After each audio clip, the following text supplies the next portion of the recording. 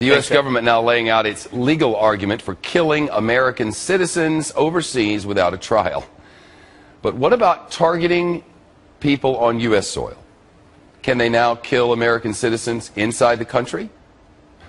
The head of the FBI, when asked about that on Capitol Hill yesterday, stumbled around on this. Does that only apply to U.S. citizen that's overseas, or does that apply to U.S. citizen that's here? I'd have to go back. I'm not certain whether that was addressed or not. So that we have clarity here, he is not certain whether it was addressed, whether our government can kill our own people inside our own country. This really needs to be addressed. We can't just answer this question. No, the government doesn't kill our own people. We have a process for this. It's called the justice system. You file charges, you lock them up, you try them before a jury of their peers, and then that's how. They don't kill our own people. Judge, the question is, can they kill our own citizens inside our own country? Well, the answer, this is a question we have to ask. It's not a question that we should have to ask, and it's not a question that he should have evaded answering.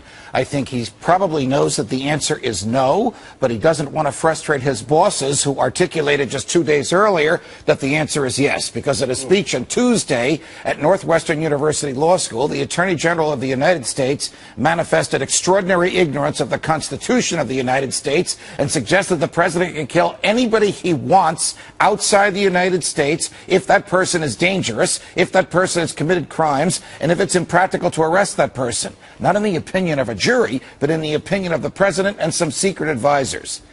The Constitution says to the contrary. The Constitution says if the government wants your life or your liberty or your property, it has to articulate to a jury what law you have violated and prove its case beyond a reasonable doubt to that jury. It's called due process. Without due process, the government could take anything it wanted and kill anybody it wanted. And Attorney General Holder ought to know that. I suggest that Bob Mueller does. And the reason he evaded that answer is because he wants to keep his job. Well, you heard what Eric Holder said. He said there is due process, but there is not due juris something or other. Judicial process. Not judicial process. What the Attorney General said, let me make his argument. His argument is that there is a substituted form of due process.